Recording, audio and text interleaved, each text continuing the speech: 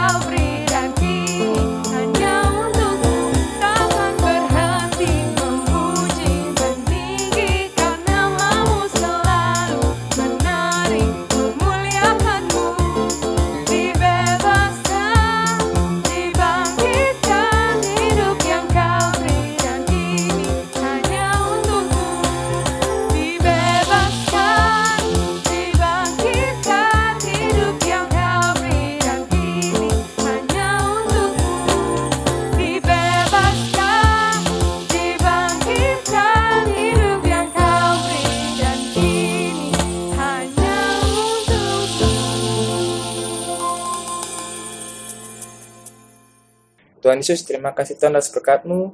Pada sore hari ini kami akan mendengarkan kebenaran-Mu Tuhan. Berkati hamba-Mu yang akan menyampaikan firman ini, supaya apa yang tersampaikan ini bisa menjadi berkat bagi teman-teman yang mendengarkan dan bisa mengaplikasikan buat kehidupan sehari-hari Tuhan. Di dalam nama Tuhan Yesus, hamba-Mu telah berdoa dan mengucap syukur. Haleluya, amin. Oke, shalom teman-teman. Bagaimana kabarnya dimanapun kalian berada? Tentunya luar biasa kan? Oke, aku percaya Tuhan selalu menyertai kita semua dimanapun kita berada. Oke, pada sore hari ini aku akan memberitakan tentang pengharapan tidak lepas dari perjuangan. Ya, itu judulnya. Nah, mungkin teman-teman di tengah pandemi ini semuanya dibatasi oleh waktu, dibatasi oleh apapun itu kita tidak bisa bertemu satu dengan yang lain, apalagi sekarang ada PPKM, dan itu membuat kita semua berada di rumah dan tidak bisa keluar kemana-mana. Tentu kan seperti itu, ketika semua dilakukan WFH, pekerjaan semua di rumah, terus pembelajaran juga di rumah, semua dilakukan secara online, begitu luar biasa. Terima kasih Tuhan buat kehidupan kita masih diizinkan untuk menikmati pandemi ini di rumah masing-masing. Dan memang selama pandemi ini kita dipaksa untuk berada di rumah dan nggak bisa banyak melakukan apa-apa, aktivitas apa-apa di luar gitu. Dan itu mungkin di setiap kita masih terjebak dalam suatu hal yang namanya berjuang.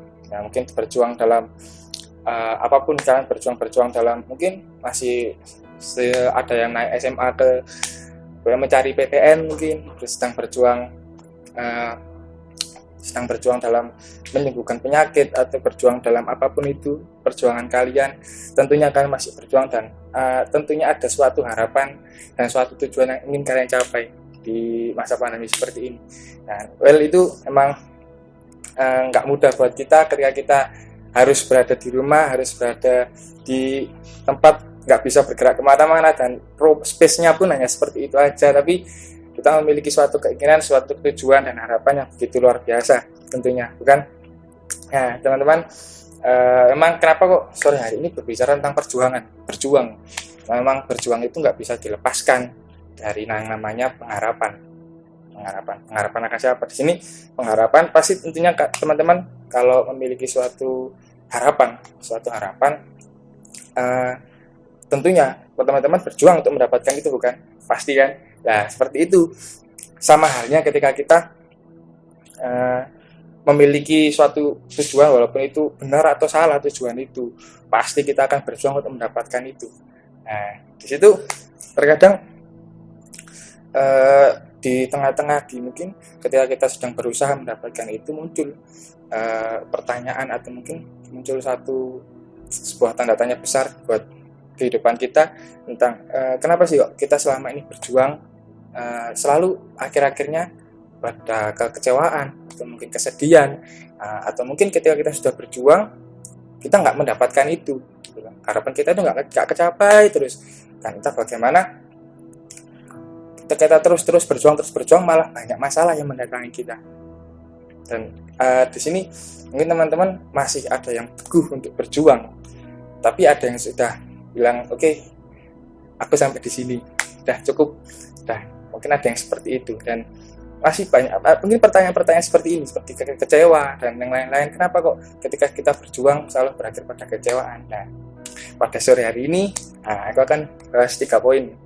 Nah, yang pertama ini, kenapa sih kok kita ketika berjuang untuk mendapatkan tujuan itu sudah berharap tapi kok nggak dapat?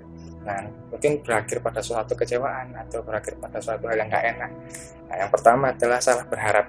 Oke teman-teman, mari kita buka di Yeremia 17 ayat 5. Oke, 17 ayat 5. Oke, tak baca ya. Nah, mari kita baca bersama-sama. Beginilah firman Tuhan. Terkutuklah orang yang mengandalkan manusia, yang mengandalkan kekuatannya sendiri, dan yang hatinya menjauh daripada Tuhan. Di sini dikatakan memang terkutuklah orang yang mengandalkan kekuatannya sendiri. Wah, di sini salah berharap. Kenapa kok? Mungkin setiap kita berjuang, setiap kita apapun itu menaruh harapan ke suatu hal yang kita berusaha mencapainya dengan kekuatan diri kita sendiri. Nah, ini sebagai contoh, mungkin teman-teman masih ada yang bersekolah. Nah, ketika bersekolah, teman-teman ingin mencapai hal yang namanya mendapatkan ranking. Mungkin masih ada ranking juga, atau mungkin ingin mendapatkan nilai yang terbaik. Andaikan teman-teman mulai berjuang hingga mungkin belajar les atau mungkin bimbel ke sana ke sini dengan tidak mungkin berusaha dengan sekuat tenaga teman-teman dan dibantu oleh teman-teman kalian atau mungkin kedua orang tua kalian dibantu, sampai akhirnya teman-teman lupa di suatu titik. Memang kita udah berusaha dengan semaksimal mungkin, tapi kita lupa bahwa kita tuh punya Tuhan yang begitu luar biasa, begitu hebatnya, bisa membuat mujizat yang begitu luar biasa. Kita lupakan itu, hingga Di sini dikatakan terkutuklah orang-orang yang mengandalkan manusia, yang mengandalkan kekuatannya sendiri. Dan ayat selanjutnya, dan yang hatinya menjauh daripada Tuhan. Ketika kita berusaha seperti itu, hati kita itu menjauh daripada Tuhan. Sebenarnya bukan Tuhan yang menjauh dari kita, tapi hati kita. Tuhan itu selalu ada bersama kita, selalu di samping kita, selalu bersama kita gitu. Cuma di sini hati kita yang menjauh, dan kita mulai lupa. Kita sudah mulai nge-push lebih dari batas kita belajar, dan sampai malam hari di mana kita udah ngantuk, yang biasanya kita selesai belajar berdoa terlebih dahulu, membaca firman atau mungkin saat teduh, itu akhirnya ketiduran, dan akhirnya sampai besok pagi bangun sudah harus membuka laptop dan juga melakukan Zoom. Nah, udah nggak ada waktu untuk itu, udah lupa. Gitu, itu keseharian diulang-ulang terus. Ya akhirnya hati kita yang semakin menjauh daripada Tuhan. Terus di ayat yang selanjutnya dikatakan di ayat 6, karena ia akan seperti semak bulus di padang belantara, ia tidak akan mengalami datangnya keadaan baik, ia akan tinggal di tanah angus, di padang gurun, di negeri padang asin yang tidak berpenduduk. Nah, di sini dikatakan kan, ia akan seperti semak bulus di padang belantara, ia tidak akan mengalami datangnya keadaan baik. Walaupun ketika kalian mendapatkan hal itu, mungkin sudah mendapatkan namanya nilai baik atau apapun, ada hal-hal yang nggak sejalan dengan kita gitu. Mungkin setelah kita nge-push seperti itu, kita lupa dengan kesehatan kita, tidur kita terlalu malam, akhirnya kita jatuh sakit. Nah itu tentunya nggak diharapkan dari setiap kita gitu. Ketika kita sudah mendapatkan hal itu, tapi ada hal yang kita nggak mau gitu. Nah kita akhirnya jatuh sakit. Nah seperti ini, hal-hal seperti ini terkadang kita lupa gitu, bahwa ketika kita berusaha, udah segala macam, udah melakukan ini, bahwa kita itu punya Tuhan, dan akhirnya menimbulkan dalam tanda kutip kekecewaan dalam hidup kita, atau mungkin kesedihan. Wah, kenapa sih Tuhan? Nah, kadang-kadang malah kita bertanya-tanya sama Tuhan, atau mungkin mengeluh sama Tuhan. Ya, itu kembali lagi ketika kita menaruh harapan itu tadi. Ketika kita sudah menaruh harapan sama Tuhan, dikatakan di ayat selanjutnya lagi, ayat 7, diberkatilah orang yang mengandalkan Tuhan, yang menaruh harapannya pada Tuhan. Nah, ayat 8, ia akan seperti pohon ditanam di tepi air, yang merambatkan akar-akarnya ke tepi batang air. Nah, selanjutnya, dan yang tidak mengalami datangnya panas terik, yang daunnya tetap hijau dan tidak khawatir dalam tahun kering, dan yang tidak berhenti menghasilkan buah. Oh, luar biasa kan? Ketika kita berhasil dan kita menaruh harapan kita sama Tuhan, luar biasa. Diibaratkan di sini pohon yang benar-benar ditanam di tepi batang air, yang terus dikena air, di mana dia berakar di situ. Nah, ketika kita sudah berakar sama Tuhan dan kita benar-benar mengandalkan, tentunya kita akan tetap berusaha, tetap belajar semua, tetap usaha, tetap dilakukan les boleh, tapi tetap ingat bahwa kita punya Tuhan. Itu Tuhan yang akan membimbing kita, Tuhan yang akan kasih kemudahan buat kita selanjutnya. Ketika kita sudah berakar sama Tuhan, ketika panas terik seperti apapun, dikatakan daunnya itu akan tetap hijau, dan kita tetap akan menghasilkan buah. Itulah biasa kan, diberkati oleh Tuhan. Itu ayat ini benar-benar sudah menjelaskan ketika kita benar-benar mengandalkan Tuhan, nggak usah khawatir, pasti Tuhan yang angkat dan nggak ada yang bisa goyahkan. Gitu. So, kita lanjut ini akan berkaitan dengan poin kedua, di mana kadang-kadang ini pasti akan timbul pertanyaan seperti ini. Ketika kita berharap kepada seseorang, berharap kepada Tuhan, apakah kita sudah mengenal sosok yang kita taruh harapan itu? Apakah kita sudah mengenal gimana sih orang ini, gimana sih, ya kan? Apakah dia kesukaannya seperti apa, kelakuannya seperti apa yang dia ingini? Otomatis kita harus paham, dan otomatis kita harus kenal, gitu ya kan? Nah ini di poin kedua, yaitu belum atau tidak mengenal. Mari kita buka di Filipi 3 ayat 7. Filipi 3 ayat 7, teman-teman. Ya, mari kita baca bersama-sama. Tetapi apa yang dahulu merupakan keuntungan bagiku, sekarang kuanggap rugi karena Kristus. Ini memang ayat yang bisa dibilang buat Kristus pribadi pun begitu luar biasa ketika dibilang di sini, tetapi apa yang dahulu merupakan keuntungan bagiku sekarang kuanggap rugi karena Kristus. Keuntungan, bicara soal keuntungan, luar biasa bukan? Kalau keuntungan itu pasti banyak ya. Buat kita itu merasa di sini bicara keuntungan berarti senang, merasa happy, merasakan hal yang lebih dari sekedar yang kita pikirkan gitu kan, ya kan? Kita sudah lakukan itu, tapi di sini berbicara tentang mengenal sosok siapa sih Tuhan kita. Kita menaruh harapan di dalam Tuhan, menaruh harapan itu bersama Tuhan Yesus, kita otomatis harus tahu siapa sih Tuhan Yesus ini, siapa sih, gitu kan? Siapa sih, gimana sih, apa yang dia mau, apa yang dia ingini, gitu kan? So ketika kita tidak mengenal, ketika kita benar-benar nggak tahu, hanya sekedar menaruh harapan aja buat Tuhan, ini harapanku seperti ini, tapi kita nggak kenal Tuhan itu maunya seperti apa sih. Nah, Tuhan itu gimana sih, maksud itu yang dia ingini buat kita itu seperti apa ya. Itu akan rasanya seperti hampa, nggak dapat apa-apa gitu. Ya, kita benar-benar sudah menaruh harapan buat Tuhan, menaruh harapan Tuhan itu benar-benar ketika kita tahu siapa Tuhan dan gimana sih keinginannya, gimana sih yang dimau dia, itu begitu luar biasa. Kita akan mendapatkan sesuatu insight yang baru gitu. Ambil contoh seperti mungkin teman-teman di sini ketika kita kemarin mungkin masih ibadah offline gitu, ibadah youth offline, teman-teman berangkat untuk ibadah youth, teman-teman memiliki tujuan, mungkin memiliki harapan bahwa ketika aku beribadah, ketika aku mendengarkan firman Tuhan, aku mendapatkan suatu hal yang baru untuk bisa aku lakukan. Tapi terkadang itu beda dengan realitanya. Ya, kita datang, terbawa euforia, dan kita mengikuti ibadah dengan baik, kita mendengarkan firman Tuhan dengan baik, tapi semua hanya angin lalu. Ketika kita sudah keluar dari gereja, kita selesai ibadah, kita keluar dari gereja dan kita jalani kehidupan kita seperti biasa, itu seperti angin lalu, dan ketika firman itu nggak kita lakukan dalam kehidupan sehari-hari, cuma berlewat aja, ya udah lewat, nggak ada yang bisa kita hasilkan gitu, nggak ada yang bisa kita berikan untuk orang-orang di sekitar kita. Jadi memang itu seperti dapat esensinya itu nggak ada, hanya mendapatkan sensasinya saja. Ya sama ketika kita benar-benar ingin mengenal Tuhan Yesus, benar-benar ingin tahu siapa dia sebenarnya. Nah, kita memiliki tujuan di situ.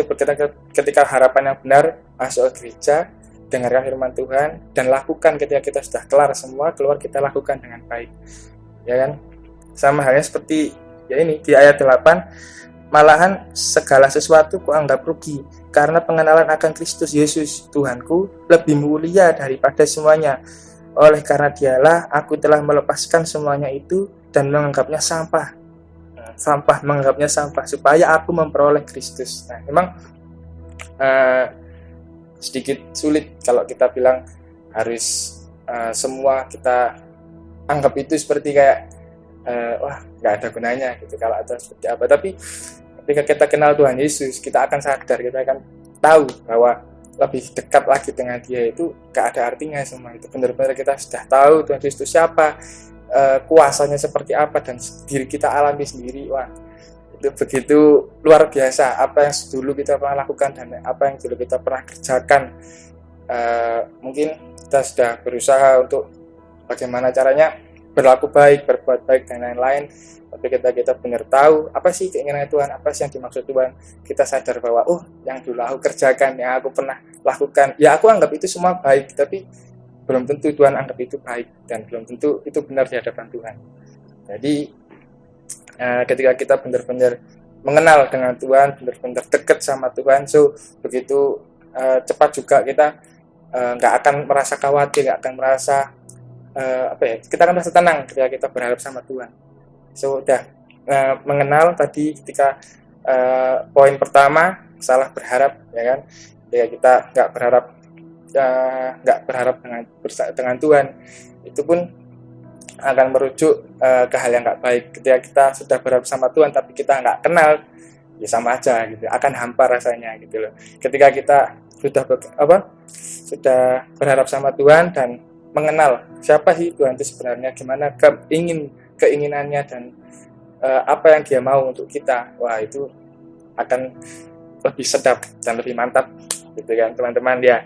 Jadi juga ini akan mungkin untuk poin yang ketiga ini sedikit kayak nggak enak untuk kita dengar gitu, tapi ya ini yang harus kita alami, dimana kita sudah mengenal Tuhan. Tentu itu nggak akan mudah untuk kita alami, kita hadapi untuk kedepannya seperti apa. Kita berusaha melakukan apa yang ada di firman Tuhan, kita lakukan, dan kita benar-benar berusaha sebaik mungkin meninggalkan manusia-manusia kita yang lama, sikap-sikap kita yang lama. Pasti akan timbul yang namanya masalah-masalah baru. Itu mungkin istilahnya kayak penderitaan buat kita. Nah, kenapa sih kok selalu timbul namanya penderitaan ketika kita mengenal Tuhan? Karena memang jalannya itu nggak lurus-lurus aja, nggak lempeng-lempeng aja, pasti. Dan sama halnya ketika poin kita yang ketiga ini, yaitu tidak mau menderita. Nah, mari kita buka di Mazmur 23. Mazmur 23. Oke, di Mazmur 23. Mazmur 23 ayat 3. Teman dikatakan, Ia menyegarkan jiwaku, Ia menuntun aku di jalan yang benar oleh karena namanya. Sekalipun aku berjalan dalam lembah kekelaman, aku tidak takut bahaya, sebab Engkau besertaku, gadamu dan tongkatmu itulah yang menghibur aku.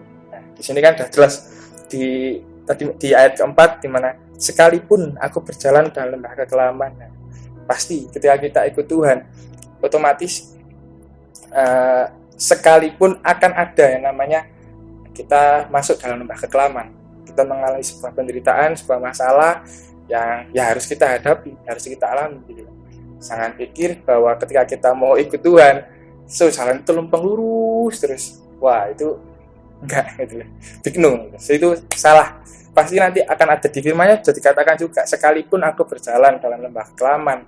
Nah, ketika kita berjalan dalam lembah kekelaman, mungkin Tuhan merasa bahwa kita merasa bahwa kayak, wah, kenapa sih kok harus lewat lembah kekelaman dulu? Mengapa saya harus melewati yang namanya penderitaan ini? Gitu. Padahal ya aku tujuanku baik kok, gitu. Aku memiliki harapan yang baik dengan Tuhan. Kenapa sih harus dibawa seperti ini? Gitu. Pasti kita merasa seperti itu, merasa namanya kayak goyah, gentar ketika kita menghadapi seperti itu. Tapi percayalah, di ayat dikatakan selanjutnya, aku tidak takut bahaya, sebab Engkau besertaku, gadamu dan tongkatmu itulah yang menghibur aku.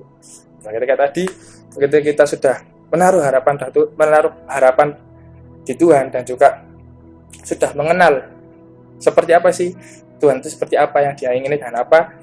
Nah, ketika kita sudah mengenal, otomatis ketika kita dibawa ke dalam lembah kekelaman, kita tahu Tuhan kita nggak akan pernah meninggalkan kita. Dia selalu bersama kita.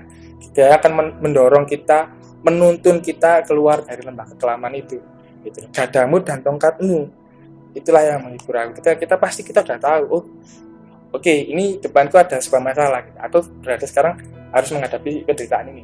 Tapi aku percaya bersama Tuhan yang akan mendorong aku, Tuhan yang akan menuntun aku keluar dari lembah kekelaman ini. Percaya itu pasti. Dan itu nggak akan jauh kaitannya. Tuhan selalu ada bersama kita, dan Dia akan menuntun dan mendorong kita. Nah, ini sama halnya ketika kita nggak berusaha untuk menjauh dari penderitaan ini, tapi harus di situ kita jalani, kita selesaikan bersama Tuhan, dan percaya ketika kita udah kenal Tuhan, pasti selesai masalah itu dan kita mendapatkan suatu insight yang baru. Nah, ini diperkuat di ayat di mana Roma 5 ayat 35. Mari kita buka bersama-sama Roma 5. Teman-teman buka di Roma 5 ayat 35. Dari ayat 3 sampai 5. Oke. Di Roma 5 ayat 3 sampai 5. dan pengharapan tidak mengecewakan karena kasih Allah telah dicurahkan di dalam hati kita oleh Roh Kudus yang telah dikaruniakan kepada kita. Karena waktu kita lemah, Kristus telah mati untuk kita, orang-orang durhaka, pada waktu yang ditentukan oleh Allah. Kan? Itu luar biasa. Mungkin di ayat 3 ini, di ayat 3, di ayat 5, di ayat 3 berkata seperti ini, dan bukan hanya itu saja, kita malah bermegah juga dalam kesengsaraan kita, karena kita tahu bahwa kesengsaraan itu menimbulkan ketekunan. Ayat 4, dan ketekunan menimbulkan tahan uji, dan tahan uji menimbulkan pengharapan. Ini sesuai sudah dikatakan dengan rinci ketika kita di sini bermegah, dan bukan hanya itu saja, kita malah bermegah juga dalam kesengsaraan kita. Bermegah, jadi kita berada di dalam kesengsaraan itu, penderitaan itu. So, jangan berusaha untuk keluar dari itu, menghindari. Tapi kita tetap di situ, bilang sama Tuhan, Tuhan, aku di sini sedang mengalami hal seperti ini. So, kita pasti akan didorong, akan dituntun menemukan jalannya, menemukan jalan keluar bersama Tuhan. Dan di sini, ketika kita benar-benar menjalani atau mungkin menyelesaikan penderitaan ini, dikatakan di ayat 3 tadi, bermegah juga dalam kesengsaraan kita karena kita tahu bahwa kesengsaraan itu menimbulkan ketekunan. Kesengsaraan menimbulkan ketekunan. Nah, ketekunan menimbulkan tahan uji. Nah, sini tahan uji menimbulkan pengharapan. Pengharapan ketika kita benar-benar tekun untuk berusaha lepas hari ini, berusaha terus mendekat, terus berdoa mungkin, atau terus berjuang lepas dari penderitaan ini, terus berdoa, terus melakukan segala sesuatu hal, pasti kita akan mendapatkan yang namanya tahan uji. Itu pasti, itu udah kayak sama halnya ketika besi yang ditempa, terus ditempa, dia akan semakin tahan uji dan semakin kuat. Jadi sama halnya kita ditempa terus, tapi kita tahu, kita sudah mengenal Tuhan, kita sudah mengenal Tuhan, kita tahu bahwa Tuhan yang akan terus menjaga kita, Tuhan yang akan terus nggak membiarkan kita jatuh tergeletak. So, dia pasti akan angkat dulu. Nah, itu ketika kita menggunakan tahan uji menimbulkan pengharapan. Nah, di ayat selanjutnya dikatakan, dan pengharapan tidak mengecewakan karena kasih Allah telah dicurahkan di dalam hati kita oleh Roh Kudus yang telah dikaruniakan kepada kita. Nah, pengharapan yang muncul di situ adalah pengharapan tidak mengecewakan karena kasih Allah telah dicurahkan di dalam hati oleh Roh Kudus. Setelah menimbulkan tahan uji, menimbulkan pengharapan. Pengharapannya bukan pengharapan dalam manusia, pengharapan dalam apapun itu, pengharapan dalam uang atau pengharapan dalam barang apapun itu, sesuatu itu, tapi pengharapan dalam Yesus Kristus yang kasihnya telah dicurahkan untuk kita. Kita benar-benar berharap, dan pengharapannya itu dalam Yesus Kristus, otomatis nggak mungkin mengecewakan dong, nggak mungkin akan timbul namanya kesedihan dong. Tentu Tuhan akan angkat kita, Tuhan akan topang kita ketika kita percaya, ketika kita sudah diangkat sama Tuhan. Gak ada yang bisa menggoyahkan, gak ada yang bisa menjatuhkan, dan kita sendiri akan gak capek ketika kita berusaha menggotong diri kita sendiri, berusaha mengangkat diri kita sendiri. So, kita akan capek, di suatu momen kita akan capek dan akan merasa kecewa gitu, akan merasa timbul suatu hal-hal yang gak enak ketika kita berusaha mengangkat diri kita sendiri, berjuang dengan kekuatan kita sendiri, seperti tadi di poin pertama, ya kan? Berjuang dengan kekuatan sendiri itu. Dan teman-teman, begitu luar biasa dari 3 poin ini. Yang pertama tadi salah berharap. Mungkin teman-teman di sini mungkin kapan hari kalian berharap kepada orang tua kalian, atau mungkin berharap kepada teman kalian, bukan orang tua, buat teman kalian, atau mungkin berharap kepada pemimpin kalian akan merasakan yang namanya kayak goncangan-goncangan atau apapun itu, dan kalian merasa bahwa aku kecewa gitu terhadap ini. Ketika kalian salah berharap dan kalian nggak mengenal siapa yang kalian harapkan itu, so kalian akan nggak mendapatkan yang namanya insight atau mendapatkan pengharapan itu, insight yang baru kan. Dan ketika kita di poin pertama tadi benar-benar berharap bersama Tuhan, melakukan poin kedua, kita mengenal Tuhan Yesus, kita mengenal apa yang Dia mau, apa yang Dia untuk kita lakukan, apa yang harusnya kita lakukan, perintahnya seperti apa. Ketika kita tahu, ketika kita menghadapi yang namanya penderitaan, menghadapi yang namanya cobaan, kita tahu bahwa Tuhan kita selalu bersama kita, nggak akan membiarkan kita terjatuh tergeletak. Otomatis Dia akan angkat, Dia akan bopong kita. Begitu luar biasa, bukan? Jadi 3 poin ini memiliki runtutan yang sama, memiliki hubungan yang begitu. Ketika poin 1 kita jalankan, poin 2 kita jalankan, poin 3 kita jalankan, otomatis harapan dalam Kristus itulah yang akan kita capai. Puji Tuhan, luar biasa. Memang firman ini cukup membuat aku tersadar juga gitu. Jadi selama ini mungkin pengharapan, dan aku terlalu mengandalkan kekuatanku sendiri, mengandalkan segala macam, dan mungkin teman-teman ketika aku berbicara di depan ini, aku nggak pernah merasakan, aku juga merasakan yang hal ini, dimana ketika kita benar-benar berserah dan berharap pada Tuhan, kita mengenal Tuhan, dan kita berusaha menderita di dalamnya, dan kita terus berpegang teguh, dan akhirnya itu akan mendapatkan itu. Begitu luar biasa. Oke teman-teman, pada sore hari ini cukup sekian. Mari kita berdoa. Tuhan Yesus, terima kasih Tuhan atas berkat-Mu pada sore hari ini yang telah menyampaikan firman-Mu Tuhan. Apapun Tuhan Engkau yang berfirman, Engkau yang akan sampaikan kepada teman-teman ini Tuhan, supaya apa yang hamba-Mu katakan ini, hamba-Mu sampaikan ini bisa berkenan Tuhan di hadapan-Mu, dan juga bisa diaplikasikan dengan baik oleh teman-teman dalam kehidupan sehari-hari. Dan juga hamba-Mu berdoa Tuhan untuk Youth Frenzy ini Tuhan, supaya terus berkembang, terus menghasilkan jiwa-jiwa baru Tuhan, terus berada dalam-Mu Tuhan Yesus. Dan juga untuk FJ teman-teman Tuhan, dimanapun berada, kami percaya FJ ini terus akan berkembang Tuhan ke depannya Tuhan dengan baik, dan akan bertumbuh bersama dalam naungan Yesus. Terima kasih Tuhan, kami telah selesai berbicara Tuhan, biarkan Engkau yang akan meneruskan ini Tuhan, nama-Mu sebatas seperti ini Tuhan. Terima kasih atas berkat-Mu, di dalam nama Tuhan Yesus semuanya mengatakan amin. Okay, see you, God bless you. Well, thank you Tempe Awe dan Kristo yang sudah melayani kita pada hari ini. Aku punya beberapa info yang menarik nih guys buat kalian. Yang pertama, pada hari Senin dan Selasa jam 7 malam kita masih mengadakan FJ secara online. Buat kalian yang belum terdaftar dalam FJ, boleh banget DM kita di @youthfrenzy. Dan info yang paling menarik selanjutnya adalah minggu depan kita akan mengadakan Frenzy 12 Anniversary Virtual Service. Yeay! Jadi minggu depan online service-nya akan diadakan melalui aplikasi Zoom. So jangan lupa daftarin diri kalian di link yang sudah disediakan. Dan jangan lupa siapkan media laptop agar kalian memiliki pengalaman ibadah yang lebih baik.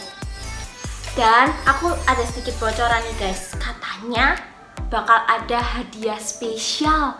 So jangan lupa kalian ikut ya. Okay, that's all for today. Thank you guys. See you next week. God bless you.